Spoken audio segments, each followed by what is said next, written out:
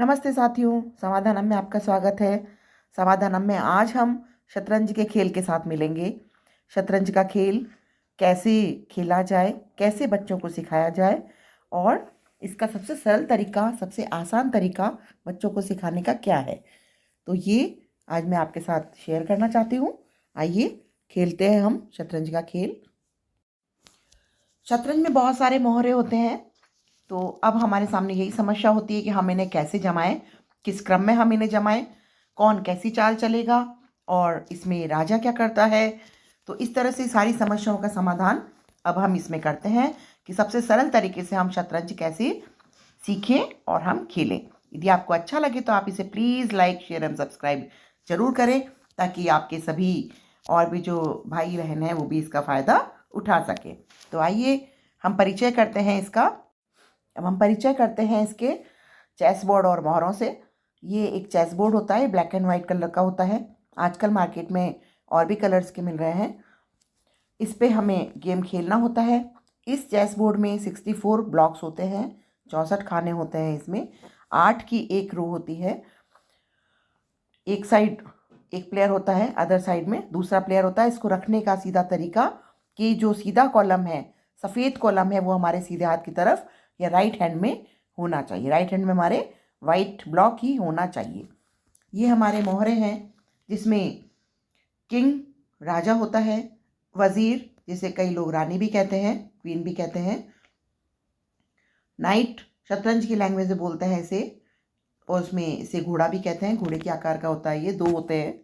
Bishop जिसे कि camel ऊँट भी कहा जाता है, रुक एलिफेंट होता है, हाथी भी कहते हैं हम, और पान यानी प्यादा या पैदल सैनिक इसे हम बोलते हैं। तो आइए इसे हम डिटेल में देखते हैं कि किंग राजा होता है, इसे आप पहचानिए अच्छे से।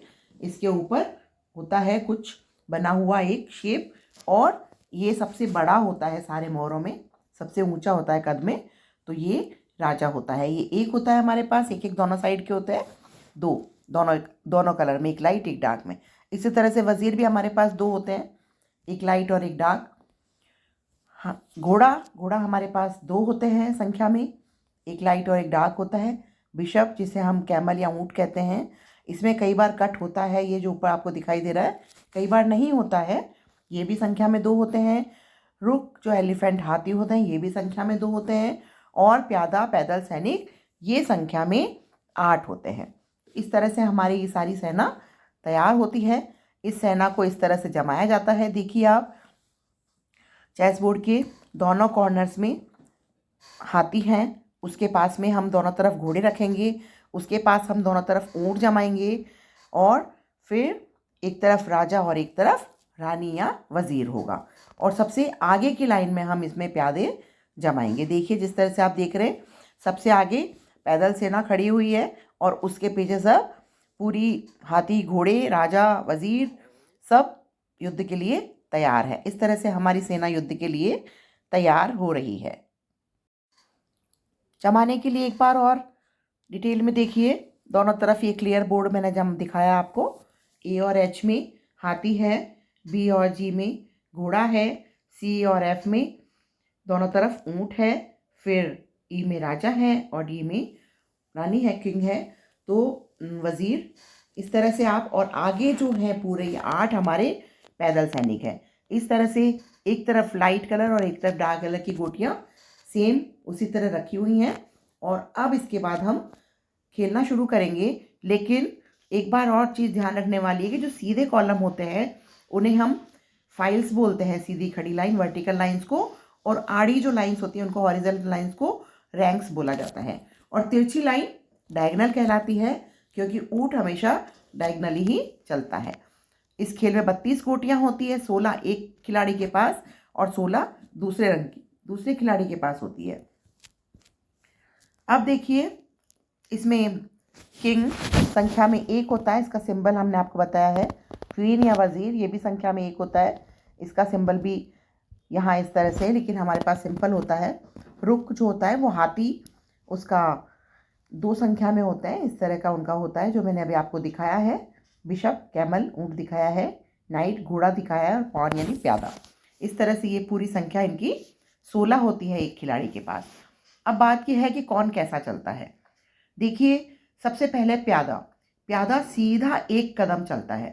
पहली बार में प्यादा 2 कदम भी चल सकता है, पहली बार सिर्फ पहली चाल में। उसके बाद हमेशा हर चाल में वो सिर्फ 1 कदम चलेगा, और जब मारेगा किसी को तो वो सीधा नहीं मार सकता, चाहे उसके सामने कोई भी आ जाए, वो टेढ़ा होके ही मार सकता है। अपने से लेफ्ट या राइट वाले ब्लॉक में वो मार सकता है, किसी को सामने नहीं मार सकता। दूसरा है हाथी। हाथी किसी भी दिशा में जगह होने पर बिल्कुल सीधा चलता है, कभी कूद के नहीं जाएगा। यदि इसको जगह मिलेगी उतना ही ये सीधा या राइट या लेफ्ट या बैक चलेगा। घोड़ा जो है वो 2.5 घर चलता है, मतलब एल के शेप में।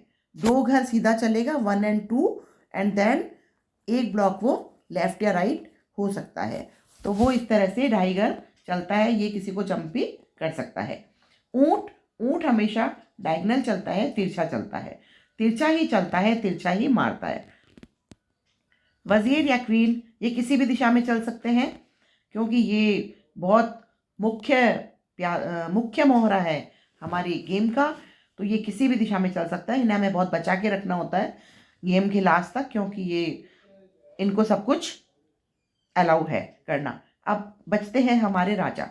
राजा किसी भी दिशा में सिर्फ 1 कदम चल सकते हैं, किसी भी दिशा में चल सकते हैं, लेकिन 1 ही कदम चलते हैं, 1 ही कदम मार सकते हैं। इन्हें बचाना बहुत ज़रूरी है, क्योंकि जैसे ही राजा मर जाते हैं और हमारा पूरा गेम ख़त्म हो जाता है। अब देखिए, गेम को हम शुरू करते हैं। और गेम को शुरू हम कैसे करेंगे कि इसमें हम, यदि हाथी, हम सबसे पहले हमारा पैदल सैनिक चलेगा तो वो इस दिशा में चलेगा आगे, और जब ये पैदल सैनिक मारेगा तो ये मान लीजिए कि ये चलता हुआ आ रहा है यहाँ से, लेकिन ये आमने सामने नहीं मार सकते। जब ये सैनिक हमारे पास चलता हुआ यदि यहाँ तक आ जाता है तो वाइट वाला जो प्यादा है ये राइट वाले को मार सकता है, यहाँ पे इसको ये क्रॉस कर सकता है। तो इस तरह से हमारा ये पैदल सैनिक आगे चल सकता है। आगे हमारा आता है फिर एलिफेंट।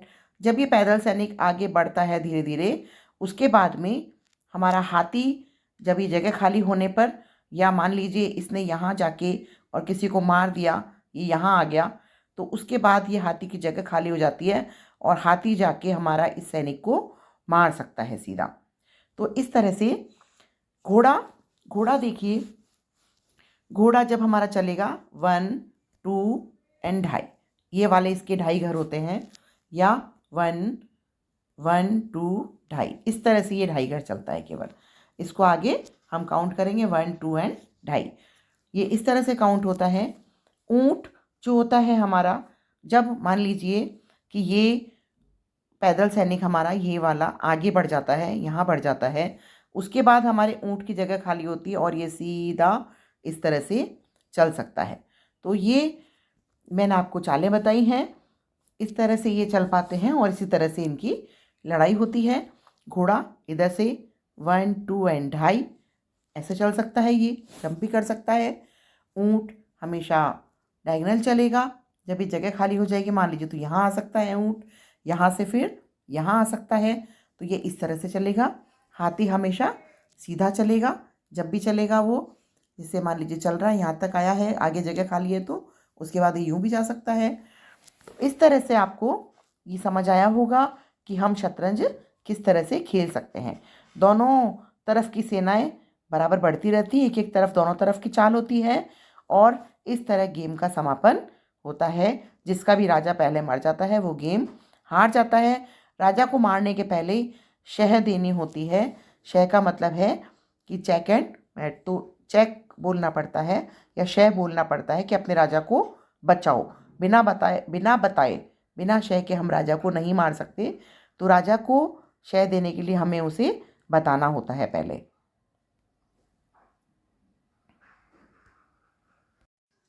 इस तरह आज जो शतरंज का खेल मैंने आपको सिखाया है, आशा है आपको बहुत अच्छी तरह आया होगा। जितना आप अभ्यास करेंगे उतने ही आप इसमें पारंगत होते जाएंगे, और आपके भविष्य के लिए अग्रिम शुभकामनाएं। आपका दिन शुभ और मंगलमय हो। धन्यवाद। अच्छा लगे तो please like, share and subscribe Samadhanam. धन्यवाद साथियों। धन्यवाद बच्चों।